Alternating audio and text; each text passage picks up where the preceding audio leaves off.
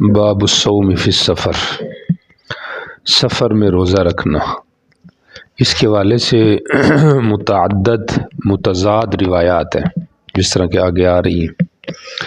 تو روایات کا اختلاف فقہا کا اختلاف ہوتا ہے،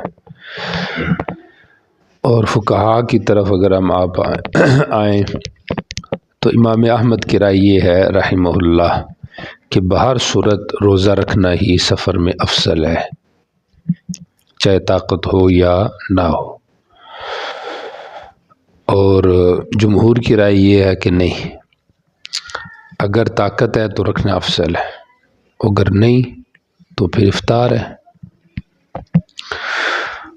اور امام شافعی رحمہ اللہ کی ایک روایت یہ ہے کہ دونوں کا حکم برابر ہے، رکھے یا نہ رکھے۔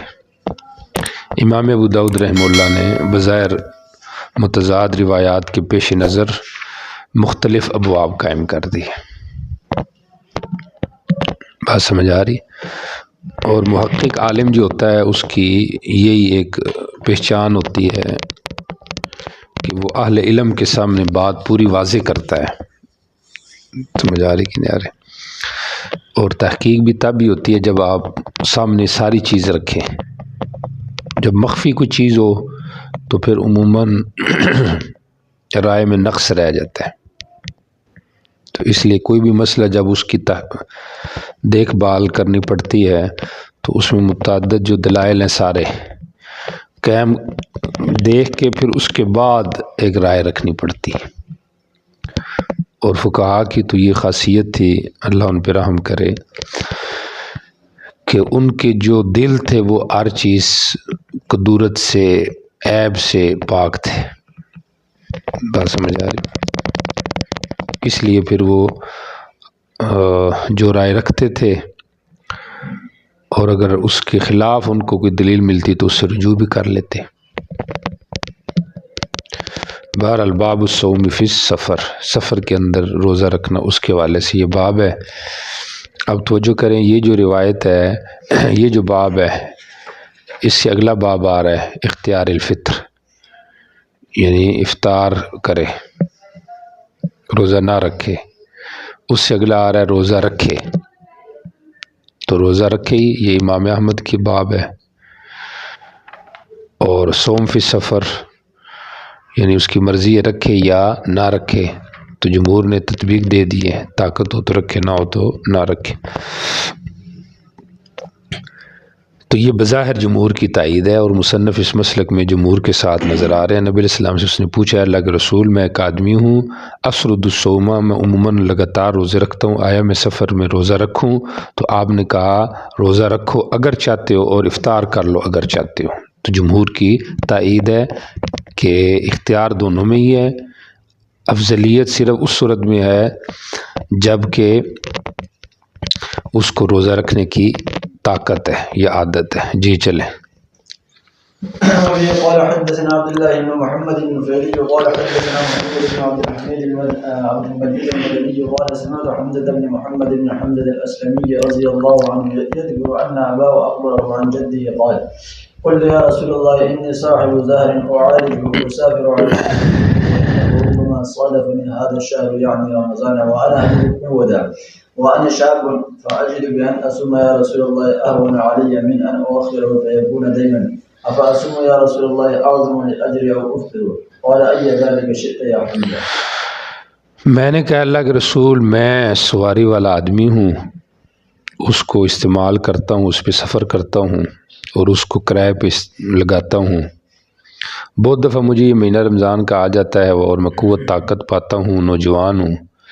افاجدو، کیا میں پاؤں روزہ رکھنا ہے اللہ کے رسول اس حال میں کہ یہ میرے لیے آسان ہے، اس سے کہ میں اس کو مؤخر کروں گا تو فیکون دینن، وہ میرے لیے قرض ہو جائے گا۔ سمجھ آ رہی؟ آیا پس میں روزہ رکھوں اللہ کے رسول اس حال میں کہ وہ میرے لیے اجر کے لیے زیادہ بڑا ذریعہ ہے، یا میں افطار کروں، کیا کروں؟ یعنی ابھی ماحول ہے، روزہ رکھوں گا تو آسان ہے، کیا اس میں مجھے زیادہ اجر ملے گا یا افطار ہی کر لوں؟ تو آپ نے فرمایا جو چاہے تو کر اے حمزہ۔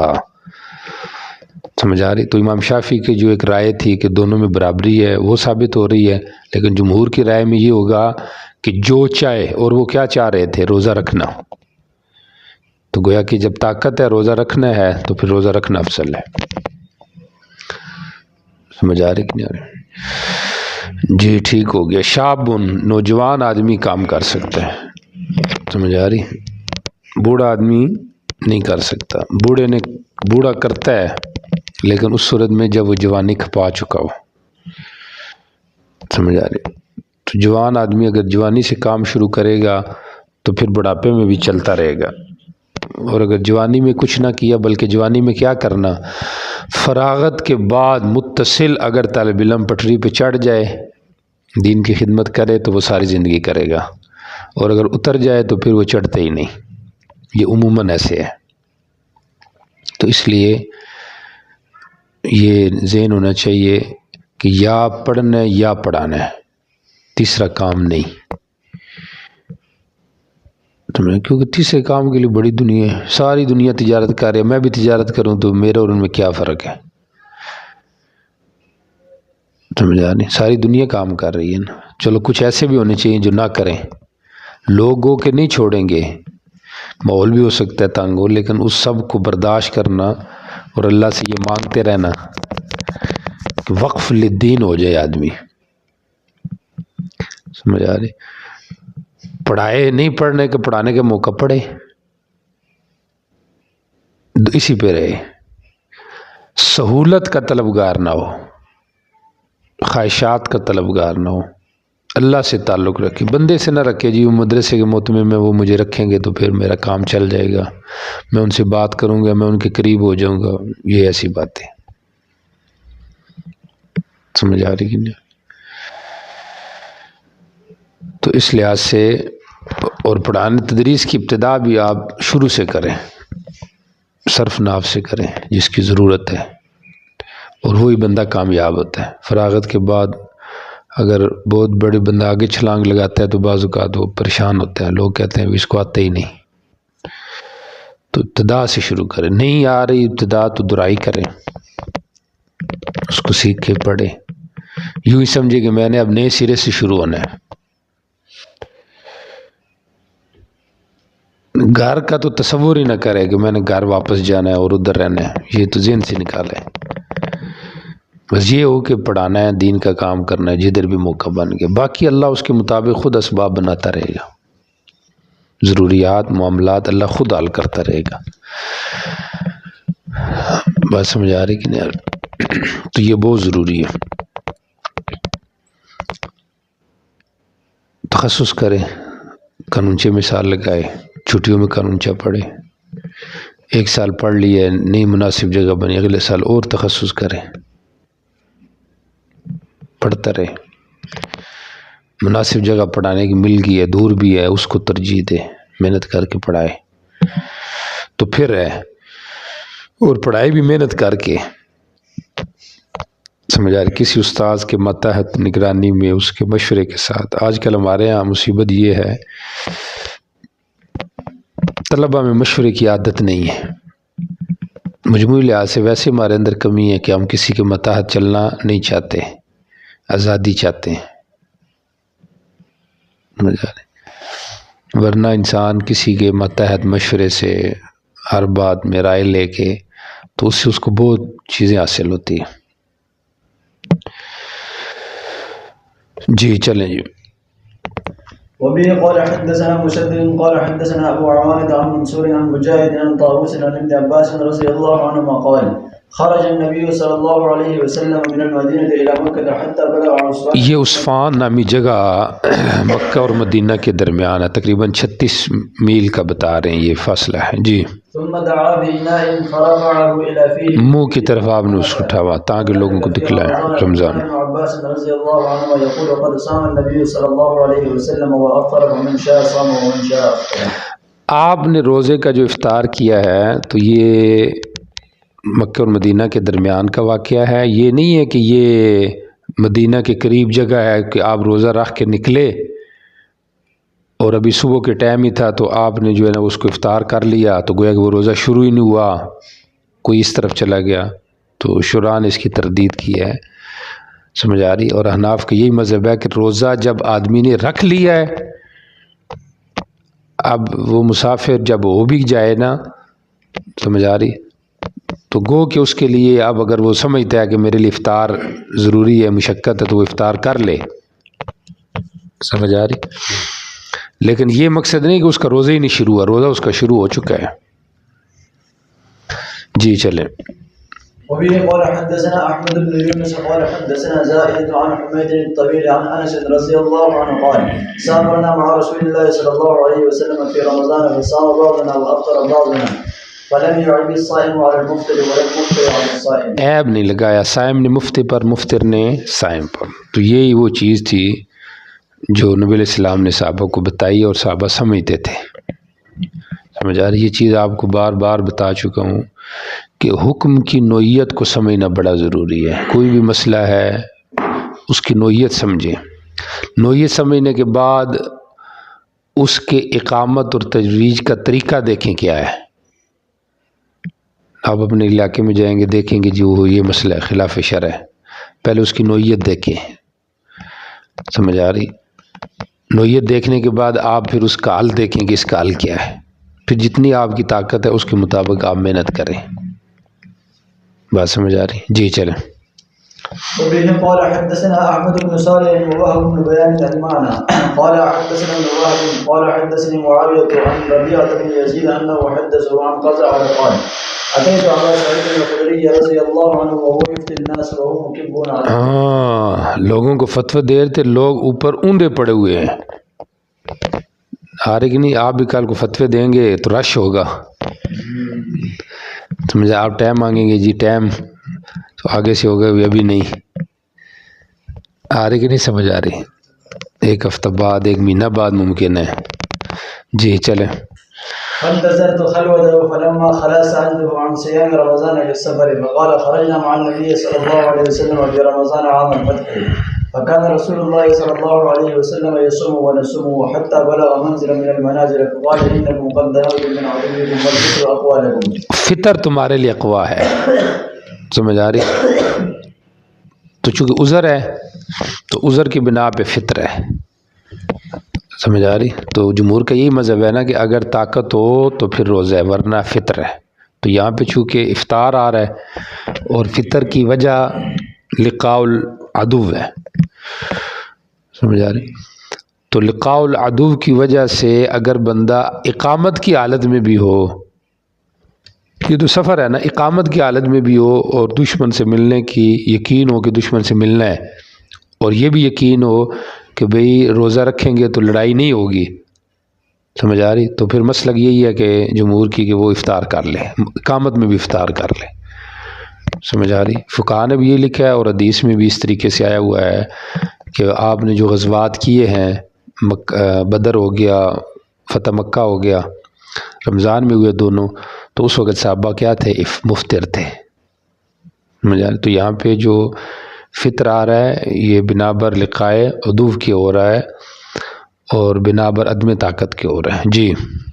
فأصبحنا منا الصائم ومنا المفطر وقال ثم سرنا فنزلنا منزلا فقال إنكم تسبحون عدوكم والفطر أقوى لكم فأفطروا فكانت عزيمة من رسول الله صلى الله عليه وسلم قال أبو سعيد ثم لقد رأيتني أصوم مع النبي صلى الله عليه وسلم قبل ذلك وبعد ذلك۔ جی، اس سے پہلے بھی میں روزہ رکھتا تھا آپ کے ساتھ، بعد میں بھی، لیکن عین لقاء کے وقت پھر افطار ہو گیا۔ جی چلیں۔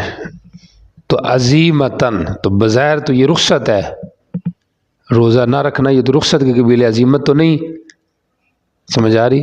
لیکن مقصود کے اصول کے اعتبار سے یہ عزیمت ہے کہ روزے کا ترک ہونا تو یہ فکان رخصتاً، لیکن کہا گیا فکان عزیمتاً کہ نبی علیہ السلام نے اب روزے کے افطار کو یعنی رخصت پہ عمل کرنے کو عزیمت قرار دیا، گویا کہ یعنی انسان اگر رخصت شرع کی وجہ سے کرے، سمجھ آ رہی، تو پھر گویا کہ وہ رخصت بھی از قبیل عزیمت ہی سمجھا جائے گا ثواب کے اعتبار سے، یعنی معالن اور ثواب کے اعتبار سے یہ عزیمت ہے۔ جی چلیں۔ باب اختيار الفطر وبه قال حدثنا عبد الوكيل الطيالسي قال حدثنا شعبة عن محمد بن عبد الرحمن يعني بن سعد بن زرارة عن محمد بن عمرو بن حسن عن جابر بن عبد الله رضي الله عنه أن النبي صلی اللہ علیہ وسلم رأى رجلا يظلل اس پہ سایہ کیا جا رہا ہے، اس پہ رش ہوا ہے جی۔ فقال ليس من البر الصيام بالسبب. آپ جی کیا ہوا ہے جی؟ پتہ لگا جس نے روزہ رکھا ہوا ہے بے ہوشی ہوئی ہے، تو آپ نے کہا یہ کیا نیکی ہے؟ سفر ہے، روزہ ہے، اور اوپر سے رش بنایا ہوا ہے اور پھر سایہ ہو رہا ہے، یہ تو بہت مشکل کام ہے، سمجھ آ رہی؟ تو اس لیے یہ کوئی نیکی نہیں ہے جی۔ چلیں، مطلب کامل نیکی نہیں ہے جی۔ چلیں۔ وبه قال حدثنا شيبان بن فروخ قال حدثنا ابو هلال الراشدي قال حدثنا ابن سواد القشيري عن انس بن مالك. جی یہ انس بن مالک کا بھی کشیری ہیں، یہ او انس نہیں ہے جو خزرجی ہیں، سمجھ آ رہی؟ عام جو مشہور صحابی ہیں، کہتے ہیں ہمارے اوپر نبی علیہ السلام کے شاہ سواروں نے حملہ کیا، فنتہی تو پس میں چلا نبی علیہ السلام کی طرح، آپ کھانا کھا رہے تھے، آپ نے کہا بیٹھو کہ ہمارے کھانے سے کھاؤ، تو میں نے کہا جی میں روزے سے ہوں، آپ نے کہا بیٹھو میں آپ کو نماز اور روزے کے بارے میں مسئلہ بتاؤں کہ اللہ نے نصف نماز اور نصف نماز کو ختم کر دیا ہے اور مسافر سے روزوں کو مرضیہ سے حملہ سے، سمجھ آ رہی؟ کہتے اللہ کی قسم آپ نے دونوں کا ذکر کیا، مرضیہ یا حبلہ یا ایک کا ذکر کیا، فتلحفت نفسی، مجھے نفس نے افسوس کیا اس بات سے کہ میں نے نبی علیہ السلام کے ساتھ کھانا نہیں کھایا، یعنی میں کھا لیتا تو بہتر تھا، چلو تبرک ہو جاتا۔ باقی یہاں پہ بظاہر اشکال یہ ہے کہ یہ سفر کا واقعہ یا غیر سفر کا، اگر غیر سفر کیا تو پھر آپ کا یہ کہنا کہ صوف عن المسافر سے کیوں ختم کر دیا؟ آپ تو تھے مقیم، تو مسئلہ آپ مسافر کا بتا رہے ہیں، مسافر پہ تو روزہ نہیں ہے، چلو مقیم پہ تو ہے نا، اور اگر آپ مسافر تھے سمجھ آ رہی تو حالت سفر میں آپ نے روزہ کیسے رکھا ہوا؟ سمجھ آ رہی؟ تو جواب اس کا آسان ہے کہ سفر میں تو رخصت تھی، یعنی اگر وہ کیا ہو گیا، سوال پھر آ جائے، دوبارہ سوال دیکھیں کہ یہ جو واقعہ ہے یہ رمضان کا یا غیر رمضان کا؟ اگر یہ رمضان کا واقعہ ہے سمجھ آ رہی تو رمضان میں آپ کیسے کھانا کھا رہے ہیں؟ اگر یہ رمضان کا واقعہ ہے، کیونکہ وہ آدمی جو کہہ رہا ہے میں روزے سے ہوں، تو مطلب یہ رمضان کا واقعہ ہوگا، تو اگر رمضان کا واقعہ ہے تو آپ کیسے کھانا کھا رہے ہیں؟ اور اگر غیر رمضان کا واقعہ ہے تو پھر آپ اس کو یہ مسافر کا مسئلہ کیوں بتا رہے ہیں؟ سمجھ آ رہی کہ نہیں آ رہی؟ تو اب بظاہر اس کا آسان صحیح جواب ہے کہ یعنی ممکن ہے نبی علیہ السلام کیا ہوں، سفر پر ہوں، نبی علیہ السلام سفر پر ہوں، تو اس لحاظ سے آپ نے اپنے بارے میں وضاحت کر دی، سمجھ آ رہی کہ میں جو کھانا کھا رہا ہوں تو میں مسافر ہوں اور میں نے روزہ نہیں رکھا ہوا ہے، تیرا روزہ ہے لیکن میرا روزہ نہیں ہے، بات سمجھ آ رہی کہ نہیں آ رہی؟ اور ممکن ہے یہ خود مسافر ہوں، بظاہر یہی لگ رہا ہے کہ یہ مسافر تھے، دور سے آئے تھے، سمجھ آ رہی؟ جو عام سی بات ہے کہ یہ مسافر تھے، دور سے آئے تھے، روزہ رکھے ہوا تھا، نبی علیہ السلام مدینہ میں تھے، تو یہ آئے تھے اپنے اونٹ لینے کے لیے، تو آپ نے کہا کہ مسافر سے روزے نے اللہ نے ختم کیا ہوا ہے، تو مطلب تیرے اوپر روزہ نہیں، اگر تو روزہ کھولنا چاہے تو تو اس کو کھول سکتا ہے، سمجھ آ رہی؟ اچھا جی، اللہ نے نصف نماز کو روزوں کو کیا مسافر سے ختم کیا ہے؟ تو مسافر سے علی الاطلاق نہیں ختم کیا، اس کی قضا ہوتی ہے بعد میں، لیکن اس میں اس کو رخصت ہے کہ وہ اس وقت رکھے تو یہ عزیمت ہے، بعد میں رکھے تو اس کی مرضی ہے جی۔ ٹھیک ہو گیا۔ تو اشکال کیا تھا کہ نبی علیہ السلام جو کہہ رہے ہیں مسافر سے روزے کو کہ آپ جو کھانا کھا رہے ہیں تو یہ رمضان کا مہینہ یا غیر کا؟ اگر رمضان کا تو پھر آپ کھانا کیوں کھا رہے ہیں؟ اور اگر غیر رمضان کا مہینہ ہے تو اس بندے نے پھر روزہ کیوں رکھا؟ اس سے تو پتہ چل رہا ہے کہ رمضان ہی کا مہینہ ہے، سمجھ آ رہی کہ نہیں آ رہی؟ جی چلیں۔ باب فی من اختار الصیام. جی روزہ رکھنا جو جس کو پسند ہے کہ روزہ ہی رکھنا چاہیے جی چلیں۔ وبه قال حدثنا مؤمل بن الفضل قال حدثنا سعيد سب پڑھ جا۔ قال حدثنا اسماعيل بن عبيد الله قال حدثنا ابو الدرداء عن ابي الدرداء رضي الله عنهما قال خرجنا مع رسول الله صلی اللہ علیہ وسلم في بعض غزواته بحر شديد حتى إن أحدنا ليضع يده على رأسه وكفه على رأسه من شدة الحر ما فينا صائم إلا رسول الله صلى الله عليه وسلم وعبد الله بن رواحة رضي الله عنه. جی ہم نبی علیہ السلام کے ساتھ نکلے، بعض غزوات میں سخت گرمی تھی، ہر ایک اپنا ہاتھ اپنے سر پر یا تیلی اپنے راس پر، سخت گرمی ہوتی ہے تو بندہ رکھتا ہے کچھ شام وغیرہ کرنے کے لیے یا پریشانی کی عالم میں، تو کوئی بھی روزے دار نہیں تھا مگر نبی علیہ السلام، تو ظاہر بات نبی علیہ السلام کا جو عمل ہے تو وہ زیادہ بہتر ہوگا، تو اس لحاظ سے روزہ گویا کہ زیادہ بہتر ہو گیا. جی وبه قال حدثنا حامد بن يحيى قال حدثنا عاصم بن القاسم قال وحدثنا عقبة بن مبرد قال حدثنا أبو قتيبة معنا قال حدثنا عبد الصمد حبيب بن عبد الله الأزدي قال حدثنا حبيب بن عبد الله قال سمعت سنان بن سلمة بن المحبق الخزري يحدث عن أبيه رضي الله عنه قال قال رسول الله صلى الله عليه وسلم من كانت له حمولة يأوي إلى الشبع فليصم رمضان حيث أدركه.